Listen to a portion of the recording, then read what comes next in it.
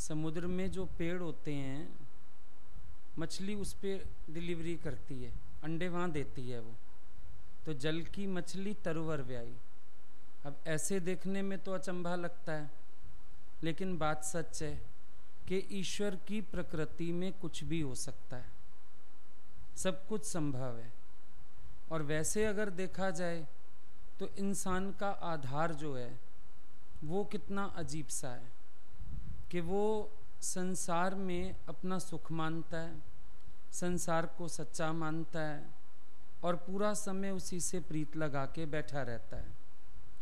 वो ये नहीं जानता है कि सच क्या है, मुझे क्या करने का है, ना जीवन का उद्देश्य पता, ना सच पता। बस ऐसे ही अपने मन को जैसे संसार में भटका करके बैठा हुआ है। ऐसे कई बातें आती हैं जिसमें बोलते हैं पहले पूत पिछली रे माई, पहले बेटा हो गया और बाद में शादी हुई। लेकिन हुआ उदालक के साथ ऐसा कि उसको बेटा पहले हुआ, कुंवारी लड़की को हो गया बेटा। इसने देखा था उस लड़की को तो इसकी शक्ति गिरी फूल में, लड़की ने फूल सूंघा, उसको गर्भ ठहर गया। अब जब बच्चा हो गया तो डरी, अब मैं क्या करूं? तो उसने उस बच्चे को पानी में बहा दिया। जब पानी में बहाया तो बहता बहता बच्चा किनारे की तरफ आ गया, इसी ने उठा लिया। अब पीछे गया नदी के किनारे किनारे, बच्चा किसका है? और उधर उसको बच्चे को बहाने के बाद पछतावा होने लगा। वो दौड़ी कि बच्चा जिंदा मिल जाए तो मैं ले लूं। फिर जब सारी बात खुली तो क्या पता चला, पहले बेटा इसी का है, शादी कर ली उससे। तो पहले पूत मिला, माई बाद में मिली। तो इसी तरह से संसार में सब कुछ संभव होता रहता है। अब यहाँ पे आप आ जाते हो, पहले पूत पिछली रे माई, पहले ज्ञान का बोध, फिर भक्ति प्रेम, ये सब पीछे बना ही रहता है। ऐसे करके उन्होंने कई उल्टी बासियां लिखी हैं जिसके अर्थ सीधे हैं। देखने में दुनिया में बातें उल्टी आ रही हैं। अब पहले गोन वो क्या होती है, बोरी, पहले बोरी घर आ गई, बैलगाड़ी पीछे आई। तो कैसे आई कि वो बैलगाड़ी आ रही थी, बोरी उसमें से गिर गई। अब वो तो लुढ़कते हुए पार करके पहुंच गई, बैलगाड़ी अपने रास्ते से सीधी आई। तो पहले आ गई बोरी, बाद में आई बैलगाड़ी। तो ये सब संसार के हिसाब किताब देख के उन्होंने जैसे उसमें से भी ज्ञान पकड़ा कि एक अचंभा सुन मेरी माई। जो शुरुआत करी है वो यहाँ से करी है कि एक अचंभा सुन मेरी माई। गुरु लागो चेले की पाई, जल की मछली तरवर ब्याई, पहले पूत पिछली रे माई। ये सब अचंभा बताया कि ये चीज़ें हो रही हैं दुनिया में, लेकिन बहुत अचंभे वाली हैं, हैराने वाली हैं, हैरान करने वाली। लेकिन अर्थ इनके फिर ज्ञान से निकल आते हैं सारे के सारे, कि जैसे ये चीज़ें देख के हम हैरान हो रहे हैं, ऐसे ही ये चीज़ें हमारे जीवन में भी घट रही हैं, कहीं ना कहीं किसी रूप में। अब अगर शेर गाय चराने जाता है तो हम इस बात को नहीं मानेंगे कि शेर तो गाय को खा ही जाएगा, देखत सिंह चरावत गाई। पर सच भी है, आत्मा की स्थिति से देखा जाए तो आप अपनी तृप्ति इंद्रियों में ढूंढ रहे हो, इंद्रिय सुखों में ढूंढ रहे हो, तो शेर गाय चराता फिर रहा है। गुरु लागो चेले की पाई, गुरु माना आत्मा और लगा मन के पीछे। कभी इसको मन सुखी करता है, कभी दुखी करता है, कभी कैसे कर्म कराता है, कभी कैसे कर्म कराता है। तो गुरुओं के चेले के पीछे चल रहा है। अब अगर गुरु चेले के पीछे चलेगा तो सत्यानाशी है, चेला उसको चला जाएगा तो वो खुद भी अपने पद से गिर जाएगा। तो गुरु को चेले को चलाना आना चाहिए, ना कि गुरु को चेले के पीछे चलना चाहिए। पर दुनिया में ये सब उल्टा ही तो हिसाब है। अब ऐसे अगर देखा जाए गुरु लागो चेले की पाई, तो जब शिष्य को गद्दी दी जाती है तो गुरु जो है नारियल और पैसा रख के उसकी झोली में और उसको अपनी गद्दी पे बिठा के, जिसको बिठाना होता है तो गुरु उसको मत्था टेकता है, गद्दी ऐसे देते हैं। अब जब गुरु मत्था टेकता है तो अपने आप ही संगत मत्था टेकेगी ना उसको, भाई जिसको हमारा गुरु ही झुक गया तो उसको हमको तो झुकना ही है। तो गुरु लागो चेले की पाई, ये होता है दुनिया में। लेकिन कबीर जी ने ये देख के फिर अर्थ ये वाला लिया कि तुम आत्मा हो के मन रूपी चेले के पीछे चल रहे हो। ये अचंभे वाली बात है, हैरानी वाली बात है। तो ऐसे ये सारी बातें हैं जो हैरान करने वाली, लेकिन ये सच है। ज्ञान की दृष्टि से ये संसार उल्टा चल रहा है। गीता में भगवान उल्टे वृक्ष की बात करते हैं, तो ये संसार सच में उल्टा चल रहा है। कबीर जी ने एक जगह पे लिखा, गड़ी को चलती को गाड़ी कहे, रंगी को नारंगी, बने दूध को खोया देख कबीरा रोया। जो चल रही है उसको हम गाड़ी कहते हैं, जबकि गड़ी माना एक जगह गड़ गई, खड़ी हो गई, अब वो चलेगी नहीं। या चलती को गड़ी कहे और रंगी को नारंगी, नारंगी जिसको बोलते हो फ्रूट होता है, तो उसका तो रंग है ना, रंगी को नारंगी, बने दूध को खोया। जो दूध बन गया, एक चीज बन गई ना उसमें से, अब आप बने दूध को कहते हो खोया। खोया कहाँ, वो तो मिठाई बन गया। पर देख कबीरा रोया।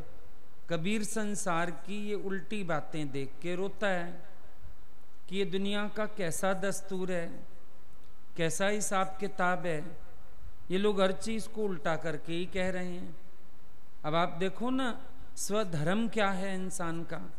गीता में भगवान ने स्वधर्म की कितनी बात की, लेकिन स्वधर्म को लोग जाने ही नहीं। जो शरीर के धर्म में, इसको स्वधर्म कह देते हैं और खुद फंसे परधर्म में। अब कहते हैं परधर्म में नहीं जाएंगे, भगवान गीता में कहते हैं स्वधर्म में पक्के हो। स्वधर्म और परधर्म जाना ही किसी ने नहीं। भगवान जब परधर्म की बात करते हैं तो वो इंद्रियों के धर्म की बात करते हैं। आप लोग कहोगे मैं हिंदू हूं तो मुसलमान ना हो जाऊं, दूसरे धर्म में ना चला जाऊं। पर धर्म माना इंद्रियों का धर्म, स्वधर्म माना तू जो अशोक आत्मा है, तेरा स्वधर्म क्या है? अपने निश्चय में रहना, अशोक रहना, जागृत रहना, अपने रूप को पहचानना, स्वधर्म ये है। अब सबने स्वधर्म बना लिया, बाल बच्चा घर गृहस्थ ये सब पालना मेरा स्वधर्म है। और भाई तुम्हारा परधर्म क्या है? परधर्म है मैं हिंदू हूं तो गुरुद्वारे नहीं जाऊंगा, मस्जिद में नहीं जाऊंगा, ऐसा नहीं करूंगा, वैसा नहीं करूंगा। इन झमेलों में पड़ गए, उल्टे चल रहे हैं ना। जीवन का जो लक्ष्य है उसको किसी ने नहीं पहचाना, लेकिन जिन कर्मों को करने में लगे हैं उनसे कुछ मिलना नहीं। अब लिखा दया धर्म का मूल है, पर साथ लिख दिया नरक मूल अभिमान। अब दया तो सब करने समझ गए शास्त्रों से, दया धर्म का मूल है, दया धर्म का मूल है, लेकिन नरक मूल अभिमान। और कौन है जो दया करता है और उसको अभिमान नहीं आता? अपने बच्चे को 500 रुपए वाला फ्रॉक लेके दोगे याद नहीं आएगा, पोते को ले दोगे याद नहीं आएगा, पर दूसरे को तो 5 रुपया दे के भी याद आएगा कि मैंने इसके लिए किया। अब आधी बात समझी, आधी नहीं समझी। धर्म का मूल तो बना लिया दया को, लेकिन फिर अभिमान तो आया। अब इसका उपाय था कि दया कैसी हो अपना आप जान के, जिसको ज्ञान की भाषा में हम लोग करुणा कह देते हैं कि ज्ञानी करुणा करता है, दया नहीं करता। अब अगर राजा भरत ने दया की तो एक मोह के कारण भरत धरी दो दे। दया की हिरनी के बच्चे पर, कि हिरनी का बच्चा बेचारा कौन पालेगा इसको, मैं पालना करता हूँ। और जब वो खेलता खेलता भाग गया बकरियों के झुंड में, हिरनियों के झुंड में, फिर परेशान। अब उसी में ममता जो थी अंदर बच्चे की, उसी में प्राण शांत हुआ। तो एक मोह के कारण भरत धरी दो दे, तो दया तो करी, उसको लगा मैं संत हूं, दया करना मेरा धर्म है। पर पहले इतना भी तो जान ले कि दूसरा देख के दया करेगा तो जन्म मरण में आएगा। पहले अद्वैत दृष्टि तो बनाए, अद्वैत दृष्टि धारण की नहीं और चल पड़े दया करने के लिए। लोग दादा से पूछते थे, आप दान की मना करते हैं? दादा बोलते थे, नहीं, सब कुछ दान कर दो, पर शर्त है तुम्हें कभी याद ना आए। अब याद की तो ये बीमारी है, मेहरी को भी एक पुराना साड़ी दे दो, भंगी को एक शर्ट दे दो पुराना, जिस दिन वो पहन के आएगा आपको याद आएगा ये तो मेरा है। याद की तो फिर ये बात है। एक रुमाल दे दो किसी को गिफ्ट, जिस दिन उसके हाथ में दिखेगा ये रुमाल मैंने ही तो दिया था इनको, मैंने ही दिया था ये रुमाल। याद की फिर ये बात है। याद तो जाती नहीं अंदर से, क्योंकि मेरा बना के बैठा है। जब सब कुछ ईश्वर का मानता, तन मन धन सब तेरा, गाया ना, अगर अंदर से मान लिया हो तो जहां भी है ईश्वर का ही है, मेरा कहाँ है। लेकिन मन कहता है मेरा।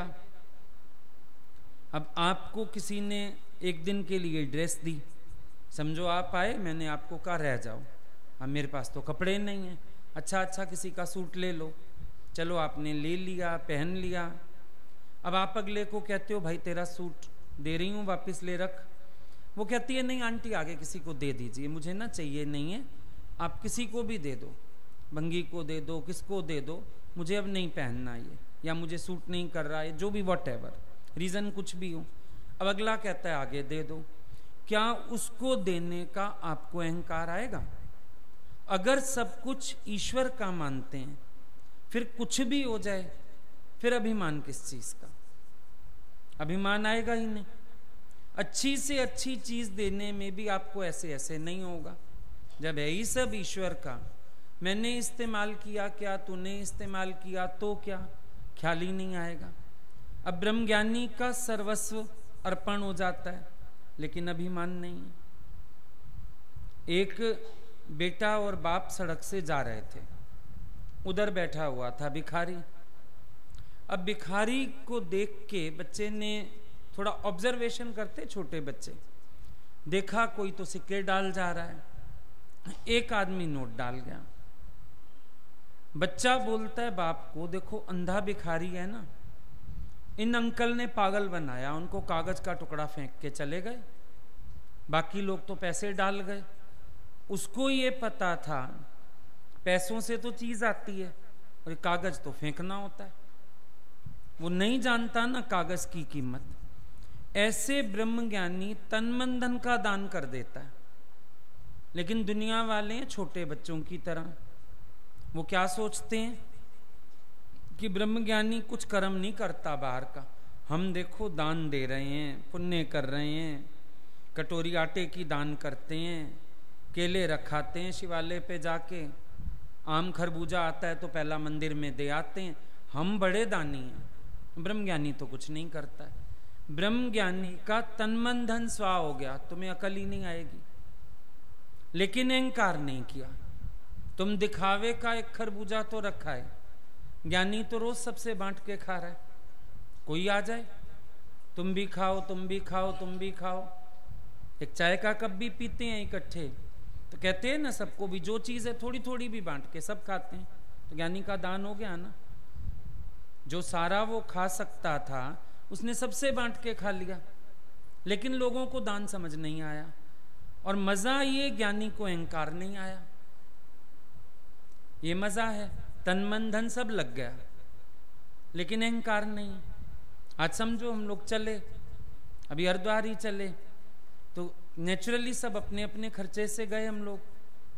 आप लोगों ने अपना बस का पे किया, तो हम लोगों ने अपना गाड़ी का डीजल डलवाया होगा, जो भी किया होगा, धन भी लग गया सबके हित में। अहंकार नहीं आया, अभी गाड़ी का डीजल तो खुद ही डलवाएंगे, कोई बाहर से आएगा डलवाने।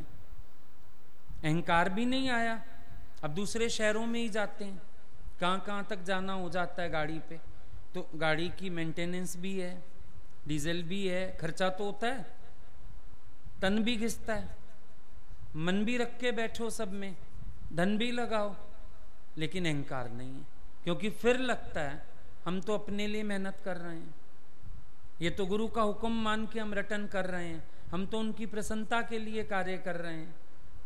अंदर कोई विचार अविचार ही नहीं चलता, लग सब गया। अब ये भी उल्टी बासी हैं, ज्ञानी की उल्टी चाल है, लोग नहीं समझ सकते हैं। अब कृष्ण को कौन समझे कि वो गोपियों की मटकियां दूध दही की तोड़ के उनको सकाम कर्म से बचा रहा है, माया रहत कर रहा है।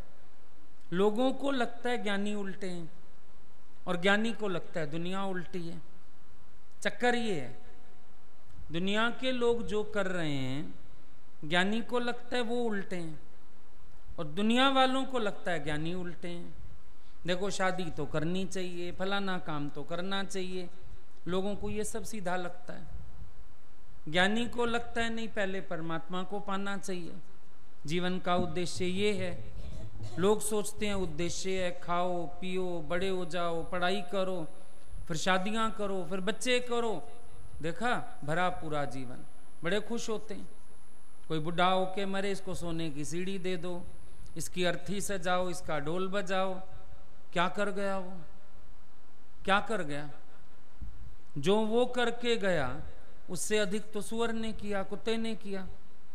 लेकिन लोग नहीं समझते हैं, उनके दिमाग में चलता है कि शायद ये सब सांसारिक कर्म करना ये जरूरी है, जबकि जरूरी ये नहीं है।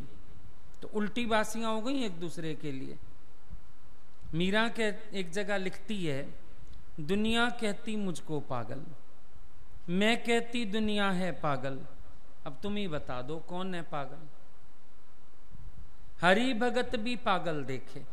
चलो दुनिया के लोग कोई धन के पीछे, कोई जवानी के पीछे, कोई झूठे ज्ञान के पीछे दौड़ रहे हैं, लास्ट में कहता है हरि भगत भी पागल देखे, गोविंद के मत वाले पिए पिलाए नाम का प्याला, बैठे जगत विसारे, मैं मांगू वो ही पागलपन, उतरे नहीं खुमार, देखा पागल सब संसार।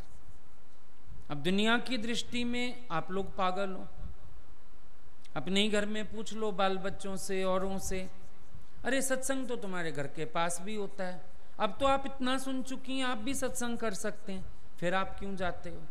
अब उनके लिए आप पागल हो, बिना मतलब की मेहनत किए जा रहे हो, इतनी गर्मी में जा रहे हो, ऐसे रह रहे हो वहाँ पे जाके, क्या ज़रूरत है? घर में एसी रूम है आपका, मज़े से रहो सो। अब उनके हिसाब से आपकी दौड़ व्यर्थ है और आपके हिसाब से उनकी सारी दौड़ व्यर्थ है। आप कहते हो एक बार चल के देखो पता चलेगा, एक बार लगन लगा के देखो पता चलेगा, तुमने स्वाद चखा नहीं अभी। तो सब एक दूसरे से उल्टे हैं ना दुनिया में। जो दुनिया वाले कर रहे हैं वो भगवान के भगत को उल्टा लगता है, और जो भगवान का भगत करता है वो दुनिया वालों को उल्टा लगता है।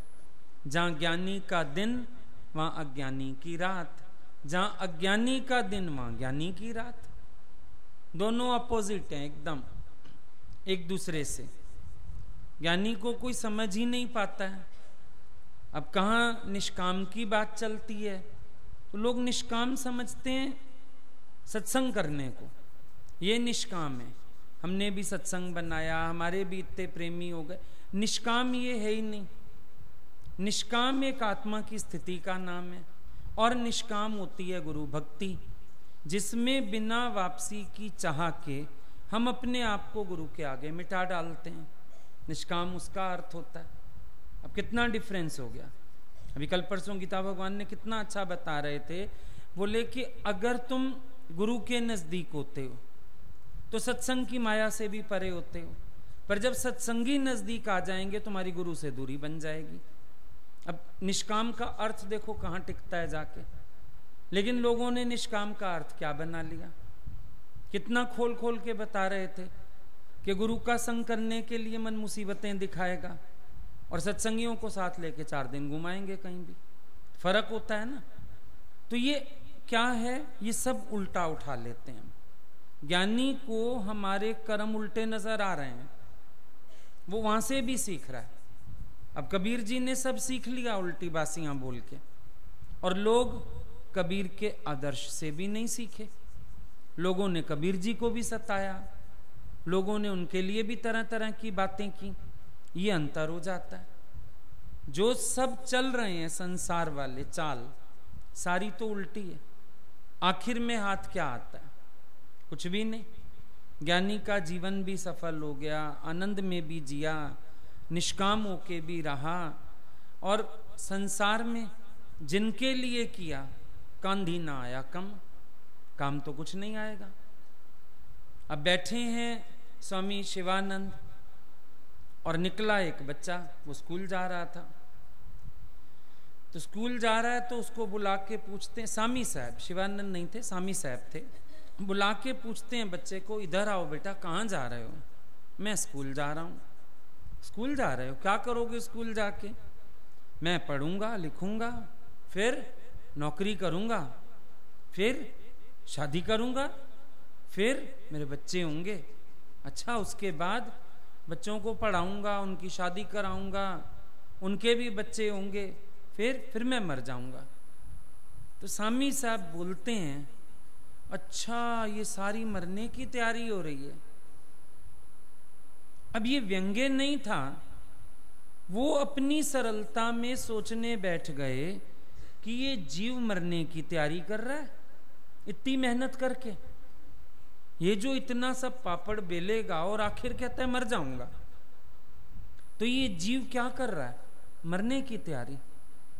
अब कोई ज्ञान सुना हुआ ना हो, वो स्वामी साहब की बात सुन के हंसेगा, वो कहेगा संत को अकल नहीं।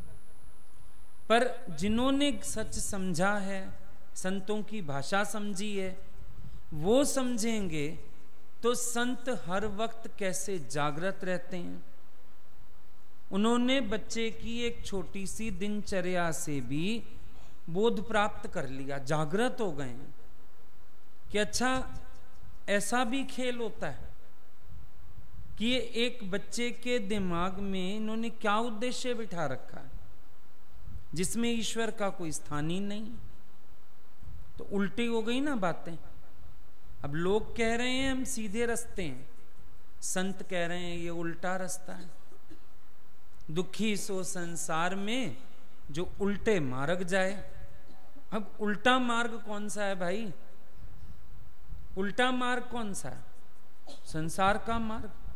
अब संसार वालों को बोलो आप ना उल्टे मार्ग जा रहे हो, आप इसलिए दुखी हो, चिढ़ जाएंगे। हम उल्टे मार्ग जा रहे हैं, तुम बड़े सीधे रास्ते जा रहे हो।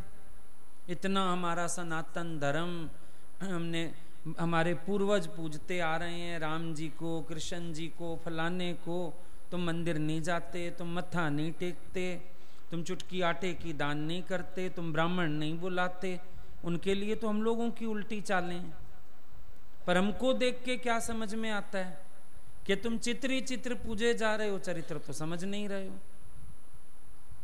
जब कोई ये बात समझेगा कि अवतारों का चरित्र पूजने योग्य है, अवतारों के चरित्र से प्रेरणा लेके अपने जीवन को वैसा बनाना होता है, जब कोई ये बात समझे तब उसका कल्याण हो ना। पर जब किसी को ये बात समझ ही नहीं आ रही तो दुनिया कहती मुझको पागल, मैं कहती दुनिया है पागल। हमारे लिए ये सब उल्टे काम है। इसीलिए कबीर जी ने सारे ये उल्टे काम देखे और उल्टी बासियां लिख डाली, लेकिन उसका ज्ञान सहित फिर अर्थ जाना। जैसे हम सारा दिन विचरण करते हैं, रहते तो इसी संसार में ही है ना, लेकिन सबसे सीख के फिर हम ऊंचे उठ जाते हैं। उल्टे उल्टे कर्म भी तो दिखते हैं, जिनको लोग सीधा काम कह रहे हैं, हम लोगों के हिसाब से उल्टा है। अब आप गुरुद्वारे में चले जाओ, वहां लावा फेरे होते हैं, तो ग्रंथ साहब में फेरे लिखे पड़े हैं लावा, वो उसको पढ़ देते हैं और फेरे करा देते हैं। अब ग्रंथ साहब के चारों तरफ फेरे काटने का क्या मतलब था? जो गुरु नानक देव जी ने फेरे लिखे हैं, कौन से फेरे हैं? उन्होंने ईश्वर से फेरे लिखे जीव के, कि जैसे पति पत्नी का मिलन होता है, जीव का ब्रह्म से मिलन हो जाए। लेकिन वो लोग ये सोचते हैं कि शायद इन्होंने फेरे लिखे हैं तो हम अपना फेरे ऐसे ही करा लेते हैं, ग्रंथ साहब के चक्कर कटवा लो, फेरे हो गए। कितना फर्क है। अब हम लोगों में फेरे होते हैं तो उसमें भी बोलते हैं, रंगरस लावा पहली के फेरा पाइया, यमुना दे तीरे आके कृष्ण व्याइया। यमुना के तीर आके कृष्ण से शादी कर, माना भक्ति के नदी के पास आ जाओ, भक्ति होनी चाहिए, भक्ति का प्रवाह हो, और अद्वैत परमात्मा ब्रह्म कृष्ण, उससे शादी करो। वो सारी बातें थी जीव ब्रह्म की एकता के लिए। लोगों ने ये शादी बना ली अपनी, बैंड बाजा बजा लिया, फिर वहां अग्नि को साक्षी मान के फेरे हो गए, वहां ग्रंथ साहब को साक्षी मान के फेरे हो गए। चाल तो उल्टी हो गई कि नहीं सबकी? जाना कहां था, चल कहां पड़े। समझना क्या था, समझना क्या लिया।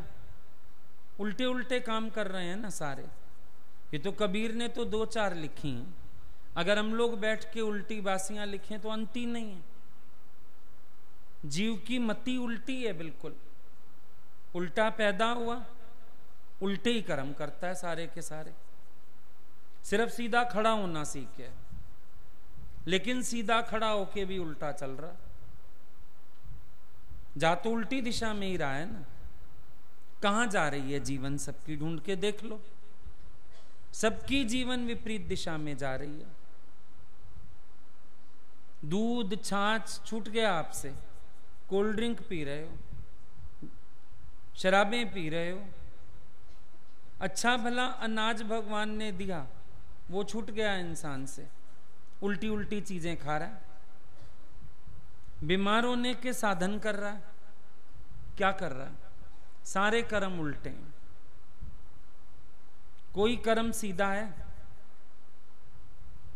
सब कर्म उल्टे। गांवों वगैरह में रहते थे पहले, तो कोई बच्चा बाहर चला भी जाए तो कहता था मेरा भाई माँ बाप के पास ही है। वो लड़का भी कहता था बड़ा भाई तो बाहर नौकरी करता है, मैं माँ बाप के साथ हूं, है ना। आजकल जरा से बच्चे बड़े होते हैं, लोन लेना है, साइन कर दो, नहीं ऑफिस से लोन ही नहीं मिलेगा, और बाहर उसका ठुक जाएगी नेम प्लेट उसकी बीवी की। अब ये घर हमारा हो गया। अब कोई पूछेगा माँ बाप को मैंने रखा हुआ है। उल्टे हो गए नहीं हो गए? सीधे हैं। सब कर्म उल्टे हैं। ढूंढ के आ जाओ दुनिया में, सब कर्म उल्टे हैं इंसान के, कोई कर्म सीधा नहीं।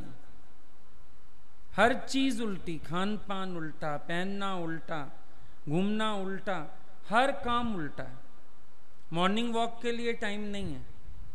हम 4 दिन इधर जा रहे हैं, 8 दिन उधर जा रहे हैं, यूं घूमे आएंगे। सुबह उठ के वॉकिंग के लिए नो टाइम, कोई टाइम नहीं है। वहां जाके टैचियां उठा के ट्रेन में और उसमें रख लेंगे, एरोप्लेन में। पर घर में जरा से हिम्मत नहीं, इधर का जूता इधर तो रख दें, पानी का गिलास तो किचन में वापस रख दें। बड़ी बड़ी इमारतें हो गई हैं, दिल उतने छोटे नहीं हो गए हैं। हाईवे बन गए हैं 6-6 लेन के, दिल की गलियां कितनी संकरी हो गई हैं। प्यार नाम की चीज ही नहीं बची। जितनी बिल्डिंग ऊंची बनाते जा रहे हैं, आकाश को छू रही हैं, विचारों का स्तर उतना नीचे जाता जा रहा है। विचार उतने निम्न, तो सब ये उल्टा खेल है कि नहीं है? ध्यान दो, सारी दुनिया उल्टी चल रही है। ज्ञानी को ये दिख जाता है कि ये सब लोग उल्टे उल्टे कर्म कर रहे हैं, कोई सीधा है नहीं इनमें। सीधा सिर्फ एक ज्ञानी है, लेकिन जो खुद उल्टे हैं उनको ज्ञानी उल्टा लगता है। वो लोग कहते हैं मीरा उल्टी चली ना, नामदेव उल्टा चला ना, धन्ना उल्टा चला। सीधे ही वही थे, गिनती के कुछ लोग सीधे हुए, बाकी तो सब उल्टे। बिना ज्ञान हर कोई दो खाई खाए, प्यासा ही आए और प्यासा ही जाए। धोखे में पड़ गए सब, ना सच को जाना, ना अनुभव किया, ना जागृत हुए। ऐसे ही सब जीवन खत्म करते जा रहे हैं।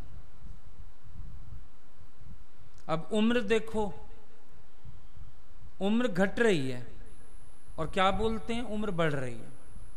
जिससे मर्जी बात कर लो, बड़ी उम्र हो गई है मेरी, बड़ी हो गई है, छोटी हो गई है उम्र।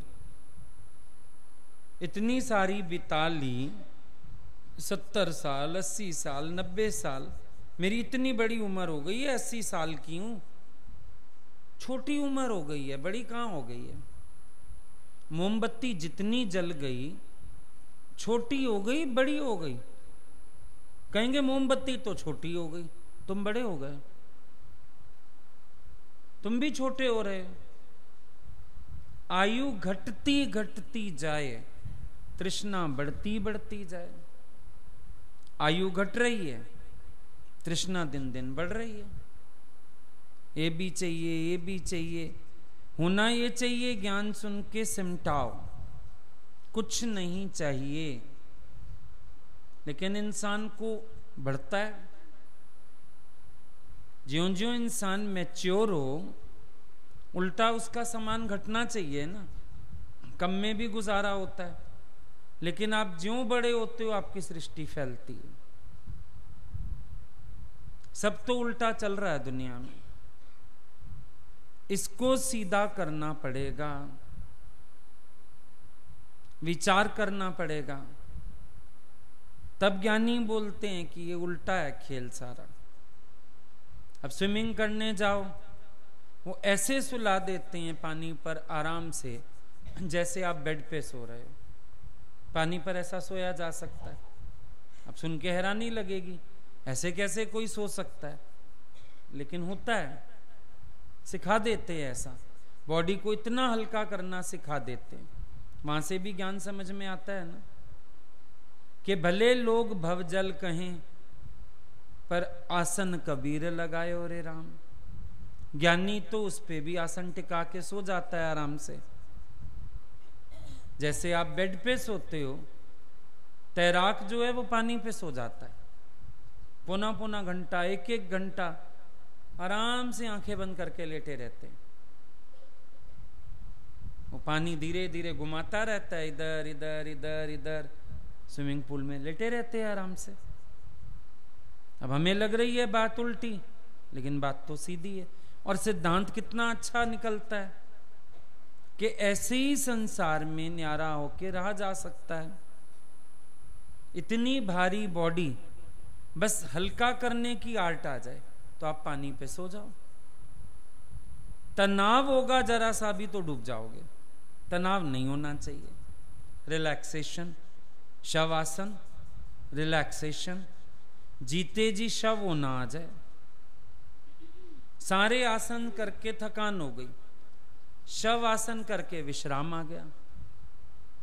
शवासन किया, विश्राम आ गया, रेस्ट हो जाता है उसमें।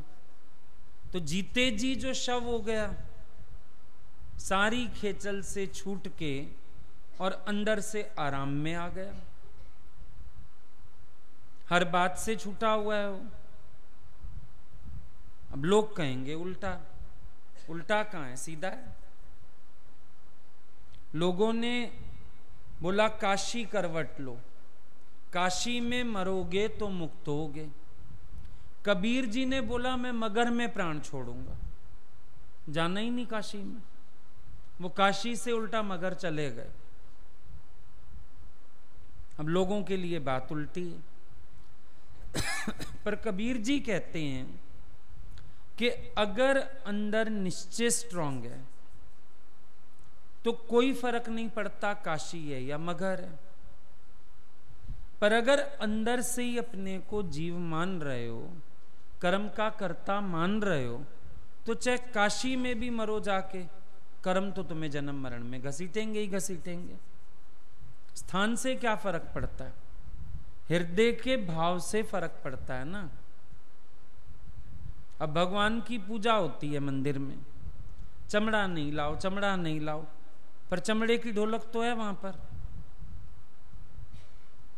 पर ढोलक ने भगवान के योग्य बना लिया अपने को, वो चमड़ा अलाउड हो गया। बाकी चमड़े रहे अपनी ऐंठ में, कोई पर्स बना, कोई जूता बना, तो कहते हैं बाहर छोड़ो, चमड़ा नहीं लेके आओ अंदर। तो ये फर्क है। कबीर जी इस भ्रम में नहीं आते कि मैं काशी में मरूं या मगर में मरूं। वो कहते हैं जहां मेरा ध्यान होगा, अंतमति साई गति, जो मेरे जीवन भर के कर्म होंगे परिणाम तो उनका निकलने वाला है। भले काशी में चला जाए कोई, उसमें क्या है, कोई फर्क थोड़ी पड़ता है। लेकिन दुनिया के लोग कितने मानते हैं इस बात को, उल्टा काशी करवट लेते हैं। वहां दोनों तरफ तलवार है, ऐसे स्थान बना हुआ है, करवट लो तो कट जाओ। जब पता लगता है लोगों को भी अब खत्म है, शरीर जाने ही वाला है, तो काशी करवट लेते हैं। नाम ही पड़ गया काशी करवट। करवट लेते हैं, खत्म कर देते हैं अपने को। तो भाई अंत समय हमने काशी में प्राण त्यागे। ज्ञानी कहता है मैं चाहे बाथरूम में भी प्राण छोड़ दूं तो भी मुक्त हूं। काशी तो दूर की बात है, वो तो बाथरूम में भी शरीर छोड़े, हाय हाय करता हुआ भी शरीर छोड़े तो भी मुक्त है, क्योंकि अंतःकरण साफ है। जब अंतःकरण में मैल लगी पड़ी है तो काशी चले जाओ, चाहे क्या हो जाएगा। काशी में भी कुछ नहीं होगा। उल्टा काशी के मशहूर हैं ठग, ठग मशहूर है ना काशी के, बनारस के ठग, फिर वहां के उल्टा ठग मशहूर हैं। तो भले ही गंगा जल पिए सारा दिन, बगले का घर गंगा के नारे, तो भी तो मूर्ख मछली मारे। हरिद्वार की नदी में बड़ी मछली छोटी को खा रही है, फिर क्या कर लोगे। इंसान कौन से स्थान पर है, कौन सा खाना खा रहा है, कौन सा जल पी रहा है, इससे फर्क नहीं पड़ता। उसका कॉन्शियस कितना क्लियर है, फर्क तो इस बात से पड़ता है। इसमें क्या है, चले जाएं। अभी हम बोलें हरिद्वार में ही प्राण छोड़ें, पर मन साफ नहीं है तो हरिद्वार छोड़ गंगोत्री धाम चले जाओ, केदारनाथ चले जाओ, बद्रीनाथ चले जाओ, क्या हो जाएगा उससे? उससे कुछ नहीं होने वाला। तेरा निश्चय तुझे तारेगा। अब ये सारी लोगों की उल्टी चाल है, हम यहां प्राण छोड़ें, हम यहां प्राण छोड़ें। अब ना एक बार जीवन में 4 धाम की यात्रा कर लें। ज्ञानी कहता है जिस दिन अपने को पाया सारे धाम हो गए, कोई तीर्थ बचा ही नहीं। अच्छा, अभी तीर्थ पर भी जाते हो तो तीर्थ पे कौन सा आनंद आता है? मान लो हम आपको हरिद्वार भेजते हैं, जाओ जाओ नहाए आओ, 15 मिनट में बसें वापिस आ जाती हैं, हो गया तीर्थ स्नान तुम्हारा। और जिस दिन सब मिलके चलते हैं, तीर्थ तो उस दिन लगता है किया, जब सत्संग होता है तब लगता है तीर्थ किया, वरना वहां तीर्थ क्या है लोगों का? नहा लिया, खा लिया, निंदा चुगली कर ली, तेरी मेरी कर ली, वापिस आ गए। वहीं स्नान किया, वहीं बाहर निकल के मन में खोट आ गया। जब अंतःकरण शुद्ध नहीं हुआ, लौकी 68 तीर्थ नहाई, फिर भी तो कड़वापन नहीं जाई। 68 तीर्थ नहा के आ गई लौकी। अभी तो कड़वी की कड़वी है। फिर हम भी बाहर से तन को नहला लाए, सजदे करा लाए, बड़े बड़े काम कर आए, पर ये मन वही गंदा का गंदा। और मन चंगा तो कठौती में गंगा। रैदास की कठौती में गंगा। अब कठौती का पानी सबसे गंदा माना जाता है, चमड़ा भिगाया जाता है और सब किया जाता है। और रैदास की कठौती में गंगा प्रकट है, बिना गंगा जल डाले। ये भी नहीं कि रैदास ने गंगा जल डाला था कठौती में, नॉर्मल पानी था। पर जब राजा ले आया वो कंगन कि मेरे को तो ऐसा ही दूसरा चाहिए, यूं हाथ मार दिया कठौती में, इतने कंगन निकल आए। बोले देख लो मैचिंग करके, जो तुम्हें मैच करे ले जाओ। हैरान हो गया राजा, इस कठौती में गंगा कहां से आई? तो कहता है भाई मन चंगा तो कठौती में गंगा, ऐसी क्या बात है? जब अंतःकरण पवित्र है कोई टेंशन ही नहीं है। उस दिन किसी ने पूछा वहां हरिद्वार में, हम भी गंगा जल ले लें यहां से? घर वाले पूछेंगे। मैंने कहा देखो, जिस दिन तेरा मन शुद्ध हो जाएगा, तुम जिस बोतल को छुओगे वही गंगा जल हो जाएगा, भरना नहीं पड़ेगा यहां से। हमको भर के नहीं ले जाना पड़ता, क्योंकि कोई जल ऐसा है ही नहीं जो गंगा जल ना हो। जल तो जल है, बारिश तो वही पड़ती है, फिर गंगा जल में क्या है? वहम है मन का। अंत समय मेरे मुंह में गंगा जल डालना, टेस्ट फर्क है कोई? आजकल तो गंगा जल भी कोई नहीं पीता डायरेक्ट, वहां भी आरओ लगे पड़े हैं, फिल्टर। गंगा जल भी फिल्टर करके पीते हैं लोग। अब जब गंगा जल ही दूषित हो गया, क्या कर लोगे? वहम है मन का, और कुछ नहीं है। गंगा जल पीऊंगा मैं मुक्त हो जाऊंगा। अब मुंह में जय जय हरि और मन में खोट भरी, तो तेरा मंदिर जाना सफल हो गया। मंदिर जाने वाले बता, कुछ तूने जीवन बदला है? फेर फेर माला के मण के अपना भी मन बदला है? क्या तुमने अपना राग द्वेष प्रेम में बदला? क्या तुमने सबको प्रेम दिया? बात तो ये अपने से पूछने की। जब हम अपने से ये प्रश्न कर ही नहीं रहे हैं, तो हम खाली अपने आप को बहला रहे हैं। टीका लगा के चल दो, बड़ा सा विद्वान हो गए आप। टीका लगाने से कोई विद्वान नहीं होता। ब्राह्मण 4 वेदों का ज्ञाता है, पर अगर वेदांत समझ के अपना अहंकार और विकार मार लेता, खुद ना मरना पड़ता। वेदों का ज्ञाता है, पर वेदांत का ज्ञाता नहीं है, तत्व नहीं निचोड़ पाया। उसने तो वो हाल किया जो बचपन में पढ़ते थे ना, सोने का अंडा देने वाली मुर्गी। तो उसके मालिक ने मुर्गी काट डाली कि सारे अंडे इकट्ठे निकाल लेता हूं। रावण ने तो अपना ये हाल कर लिया। सोचा शायद मैं बहुत बड़ा हो गया। 4 वेद नित वचनी उचरे, ताका मरम ना पावे। बूझे नाही एक सिधारक सगली चाल चलावे। उल्टी बासी तो अगर देखो ना, उल्टी चाल, जो पंडित सारा दिन लोगों को दर्शन करवाता है, पर्दा लगा रहा है, हटा रहा है, लगा रहा है, उससे पूछो तेरे को दर्शन हुआ? उसको खुद ही दर्शन नहीं हुआ। बांके बिहारी के मंदिर जाओ, वहां तो बहुत स्पीड पे पर्दा बंद हो रहा है, खुल रहा है, बंद हो रहा है, खुल रहा है। लेकिन ईश्वर की प्रकृति और ईश्वर के ऐश्वर्य इतना मजेदार है। मंदिर में रही पुजारी अखा पर दो, अजब तींजो रस्तो, बड़ा अजीब रास्ता है। मंदिर में रहता है और पुजारी से पर्दे में रहता है, जो उसको नहला रहा है, खिला रहा है, पहना रहा है, आरतियां पूजा कर रहा है, उसी से भी भगवान का पर्दा बना हुआ है। और ज्ञानी जिसने ना खिलाया, ना पिलाया, ना पहनाया, ना घुमाया, उसके आगे हाजिर नाजिर। हाजिर नाजिर घूम रहा है उसके आगे, उससे छिप ही नहीं पाता है।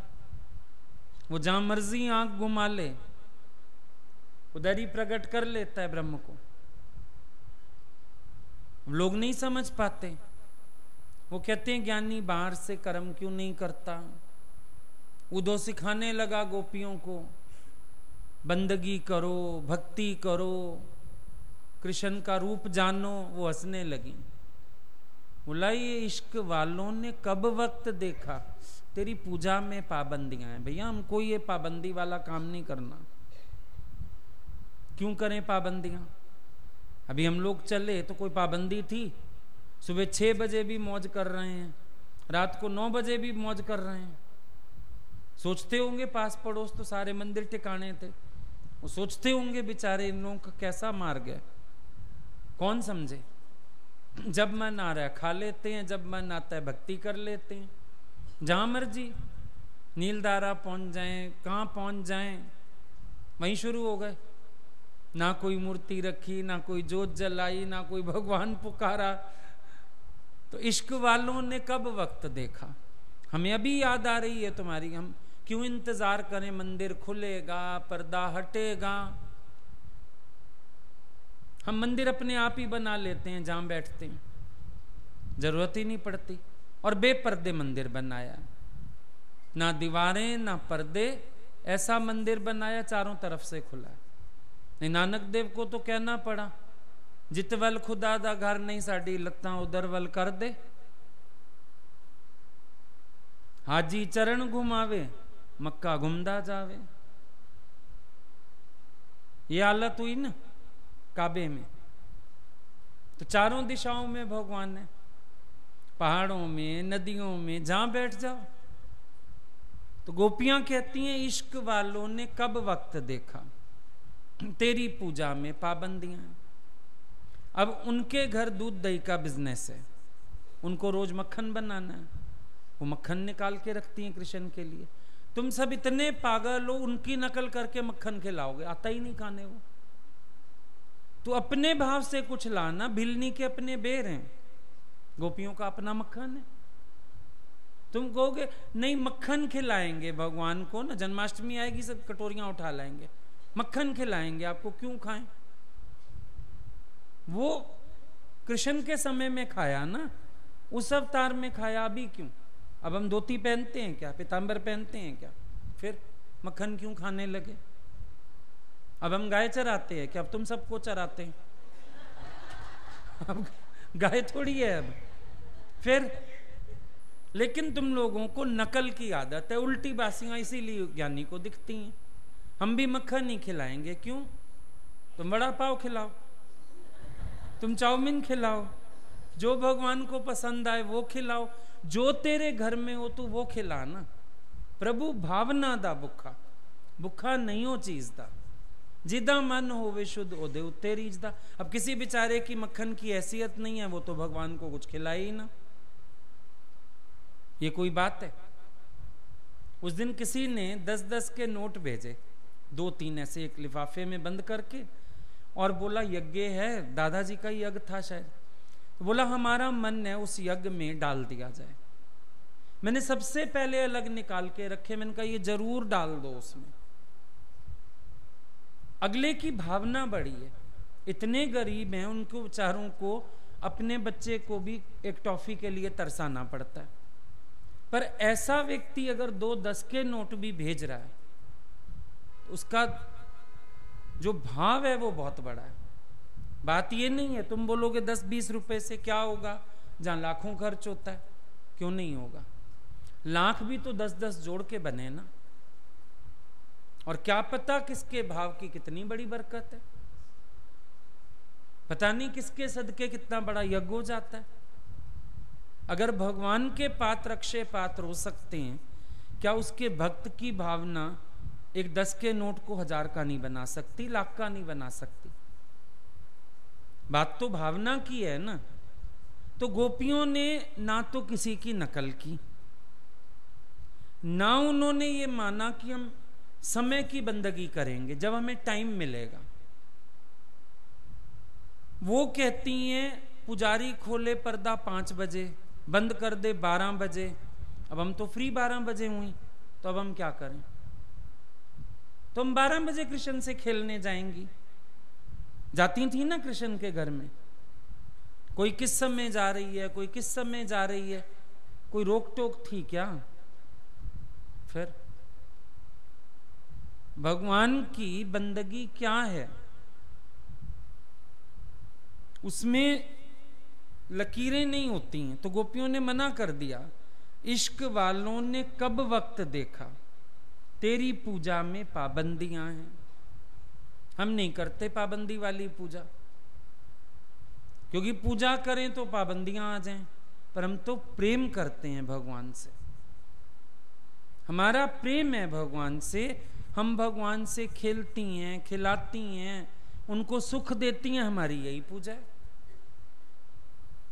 गोपियों का पूजा का अपना ढंग, उन्होंने कभी कृष्ण को बिठा के माला पहनाई नहीं, आरती उतारी नहीं, पर वो तो उसके घर खेलने जाती हैं, उसको मक्खन खिलाती हैं, ग्वाले उनके साथ गेंद खेलते हैं। इन सब की पूजा यही थी। उनकी पूजा की रीत अपनी होती है भक्तों की, लेकिन दुनिया वालों को पूजा करनी है, भगवान के गले में माला पहनानी है, मुकुट पहना दें, बांसुरी दे दें, तो तुम्हें पुराना ही क्यों चाहिए? और इस सब से होगा क्या? ये तो फिर एक दिखावा हो गया ना। जब कृष्ण ने कभी धनुष नहीं उठाया, नानक ने कभी मुकुट नहीं लगाया, किसी अवतार ने किसी की नकल नहीं की, क्योंकि जहां नकल है वहां असल गुम है। असल होता अपने पास तो नकल ना होती, जब असल नहीं है तो नकल हो जाती है। दिक्कत ये है, विवेकानंद ने रामकृष्ण की नकल करके शादी नहीं की। नकल कर लेता, गुरुजी ने करी मैं भी कर लूं, नहीं की ना। समझने जैसी बात है कि जो लोग नकल में पड़े वो भी उल्टी बासियां हैं सारी की सारी, सब उल्टा काम है। जो सच को जानता है वो झूठ से उपराम हो जाता है। सारी दुनिया उल्टी है। अब लिखा एक जगह तुलसीदास जी ने, तुलसी या संसार को हुआ मोतिया बिंद। अच्छे भले विचारे सब ठीक ठाक हैं, और वो कहता है तुलसी या संसार को हुआ मोतिया बिंद। क्यों हुआ? नेड़े है पर सूझत नहीं। इतना नेड़े इनके भगवान बैठा हुआ है और इनको दिखता नहीं है, इसलिए तुलसी या संसार को हुआ मोतिया बिंद। अब लोग बोलेंगे ये कैसे कह सकता है हमें मोतिया बिंद? उसका विचार समझो ना, कि जिसको नेड़े से नेड़े परमात्मा नहीं देखने में आ रहा उसको मोतिया बिंद ही है, और क्या है। इतना नजदीक परमात्मा और वो उसको समझ ही नहीं पा रहा, फील ही नहीं कर पा रहा, तो मोतिया बिंद है उसको। अब ये हुई ज्ञानी की दृष्टि। ज्ञानी की आंख से देखो तो आपको समझ में आएगा ये सारी दुनिया विपरीत चक्कर में पड़ी है। चाहे इनका व्यवहार हो चाहे परमार्थ हो, सब काम उल्टे हैं सारे के सारे। और सीधे काम करना ज्ञानी सिखाता है, मति सीधी गुरु करता है हमारी। नहीं, सब जगह देखो तो घरों में भी कोई अच्छी रहत थोड़ी है किसी की, सब गलत चल रहे हैं। यहां भी आके लोग कितना ज्ञान गलत उठा ले जाते हैं, कितना समझाना पड़ता है व्यवहार ठीक करो, घर में सही तरीके से चलो, नहीं समझ पाते। बस ऊपरी ऊपरी ज्ञान पकड़ लिया, ज्ञानी बन गए। अब ज्ञानी की नकल थोड़ी कर सकते हो, वो छूटा हुआ है क्योंकि उसने अपनी माया फैलाई नहीं। लेकिन तुम्हारा दामन अगर कांटों में उलझा है तो तुम्हें धीरे धीरे छुड़ाना है, खींचोगे तो फट जाएगा। नहीं समझ आता ज्ञान। यहां भी आके लोग उल्टे काम करते हैं कई बार। पति बेचारा आके बैठा ही रहेगा, माई लेगी ही नहीं, अरे पानी दो, कुछ करो। हमारे तो हस्बैंड आते हैं ना, हम उस टाइम दाल चढ़ाते हैं। पागल हो ना, उस टाइम प्याज काटने दौड़ेंगी, पहले से बना के रखो। जब एक मूर्ति ने खाना नहीं, उसका भोग बना दोगे। जिस भगवान ने खाना है वो बेचारा आके बैठा तुम्हारा मुंह ताकता रहे, टीवी देखे, बालकनी में बैठे, दाएं जाए बाएं जाए, भाई कब माई का खाना बनेगा तो खाऊंगा। चाहे कितनी नींद आ रही हो, बैठेगा, तपस्या करेगा। उल्टा हुआ ना ज्ञान। आदमी घर आएगा, बच्चे को पढ़ाना शुरू कर देंगे। सारा दिन क्या कर रहे थे, क्यों नहीं पढ़ाया बच्चे को? तो ये तो व्यवहार भी गलत दिखता है कई बार, और तो और छोड़ो, व्यवहार भी गलत है। आदमी घर आएगा, डायरियां लेके बैठ जाएंगे, वाणी लिखती हूं, बड़े मेरे को लगन लग गई है ना, बिल नहीं बन रही हूं। अब जबरदस्ती इरिटेट करने वाली बात है ना अगले को। क्यों इरिटेट करते हो? हमें शुरू में गुरुजी बोलते थे, तुम्हारे पापा का भी घर आने का टाइम हो, उससे पहले सत्संगियों को भगा देना। घर में डिस्टरबेंस नहीं हो किसी को, तुम्हारे सत्संगियों की वजह से भी। इतने तक सिखाते थे। ज्ञान को भी तो सही समझना पड़ेगा ना, नहीं उल्टी बासियां यहां भी नजर आती हैं सबकी, उल्टे काम। कोई बीमार होगा तो हमसे पूछने आ जाएंगे, हम चलें कि नहीं चलें हरिद्वार। भाई जब तेरे घर में कोई बीमार है, उसकी सेवा कौन करेगा? मत चलो एक बार, क्या फर्क पड़ेगा? हर बार छुट्टी मिलती है, एक बार बोल दिया घर के लोगों ने, अच्छा 2 दिन में ही लौट आओ, 1 दिन में ही लौट आओ, चले जाओ। नहीं फिर हम फोन करें, फिर हम उनको ऐसे करें, फिर बुद्धि भी तो बहुत है तुम लोगों की। एक बार कहना मानने से 10 बार की छुट्टी मिलेगी, लेकिन अड़ से, जिद से, दुनिया के लोग हठी होते हैं, उनसे झुक के रास्ता लेना है। तुम लोग अड़ के, जिद से, अहंकार से, फिर एक समय अपना ही घर तबाह करते। ज्ञान गलत नहीं है, तुम लोगों की रहनियां ही गलत है। हम क्या करें? आचरण है गलत, समझ है नहीं, तो फिर परेशानी खड़ी होगी ना। वरना तो गुरु हर एक को ऐसे निकालता है जैसे मक्खन से बाल निकालो। तुम्हारे आचरण ठीक हो, तुम्हारे घर के लोग भी आ जाएं, पर तुम्हारी रहनियां इतनी गलत होती हैं, अगले लोग सत्संग से नफरत करने लगते। कल भी हम हंस रहे थे, मैंने कहा तुम्हारे किसी के घर हम चले ना, हमारे लिए गलत कोई नहीं कहता, तुम ही लोगों को गलत कहते। तुम्हारे घर के लोग भी बोलते हैं वो गलत नहीं है, तुम लोग गलत हो, क्योंकि तुम्हारे आचरण गलत है। हमारा ज्ञान तो कोई भी सुन ले, कुछ गलत है ही नहीं, लेकिन जब रहनी गलत होगी तुम्हारी, तो काम खराब होगा। तो इसीलिए ज्ञानी की जिसकी अपनी मति सती हो गई, जिसको खुद ज्ञान सही तरह से बोध हो गया, अब उसको आप लोगों की चालें सारी उल्टी लगती हैं। चाहे कोई धर्मार्थ काम भी कर रहा हो तो भी अहंकार, इच्छा सब नजर आती है। कुछ भी हो, चाहे काम कोई भी हो, यहां भी कोई काम कर रहा है, सेवा कर रहा है, लेकिन अगर सही तरीके से नहीं है, मर्यादा से नहीं है, तो बेकार है ना। क्या इस्तेमाल है उस काम का? फिर कोई भी नहीं। तो एक उल्टी बासी थोड़ी है, इतनी सारी हैं उल्टी बातें, गिनने बैठो तो समझ आएगा। लेकिन फिर एक शुक्र है गुरु का कि उसमें से हम लोगों को ज्ञान की समझ लेनी आ गई है। कबीर जी ने लिखी बासियां, लेकिन उससे फिर ज्ञान के सिद्धांत दे दिए, काम बन गया। क्या करते हो? उल्टे चलते हो, सीधे चलते हो? सीधे हो